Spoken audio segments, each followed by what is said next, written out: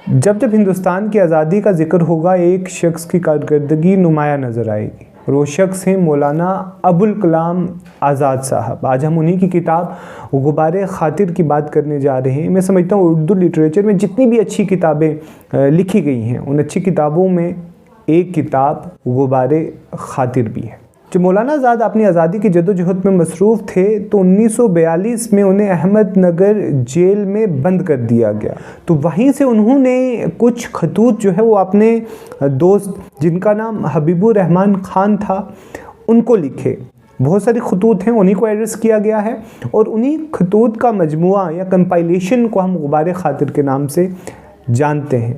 Basically उन्होंने दो तरह के खतूत लिखे थे इस किताब में गुबारे ख़ातिर में, एक ही तरह के यानी पॉलिटिकल खतूत इसमें लेटर्स जो हैं वो इसमें शामिल नहीं किए गए हैं। अदर दैन पॉलिटिक्स बहुत सारी चीज़ें इसमें शामिल की गई हैं। उनकी आइडियोलॉजी को लेकर, वो ज़िंदगी को लेकर क्या सोचते थे, क्या नज़रिया था उनका, वो इस किताब में जो कंपाइलेशन है उन खतूत के ज़रिए जो उन्होंने ज़ाहिर की हैं वो शामिल है।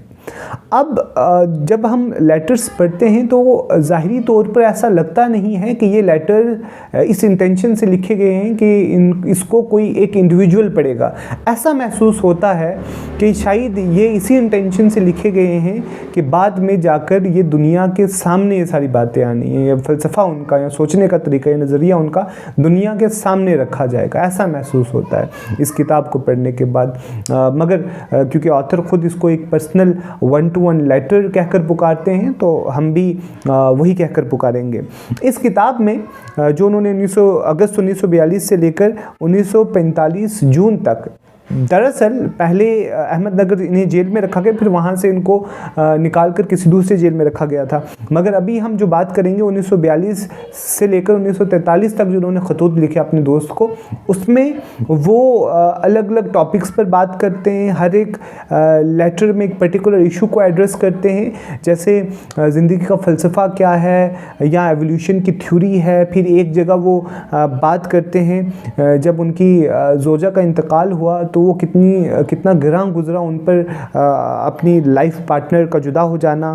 फिर उसके बाद वो बात करते हैं पर्पज़ ऑफ लाइफ को लेकर। फिर एक जगह उन्होंने एक बड़ा ज़बरदस्त और डिटेल्ड जो है वो लेटर लिखा है अपने दोस्त को जब उनकी चाय ख़त्म हो जाती है। तो पूरी हिस्ट्री ऑफ टी कि कैसे चाइना से चाय जो है वो फ्रांस में आई या ईरान में आई, या फिर किस तरह ब्रिटेन ने उसमें दूध डालना शुरू किया, फिर हिंदुस्तानियों ने चाय में दूध डालना शुरू कर दिया। तो वो सारी चीज़ें, तो वो बहुत बेहतरीन और इंटरेस्टिंग जो है वो पूरे का पूरा वो लेटर है, आप पढ़ें, ज़रूर पढ़ें। जैसे फॉर एग्जांपल उसकी एक लाइन पढ़ता हूँ मैं कि तबीयत अफसुर्दा होती है तो अल्फाज भी अफसुर्दा निकलते हैं। मैं तबीयत की अफसुर्दगियों का चाय के गर्म जामुन से इलाज किया करता हूँ, आज कलम को भी एक घूंट पिला दिया।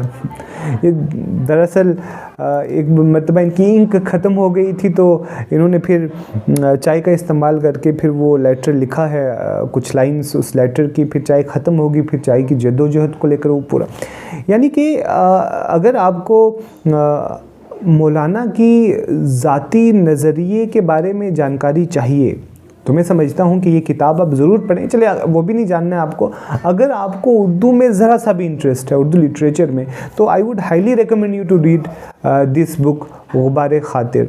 बहुत अच्छी किताब है, आप इसे पढ़िए और do give me feedback if you have already read this. Will meet with another topic with another book. Thank you so much for your time.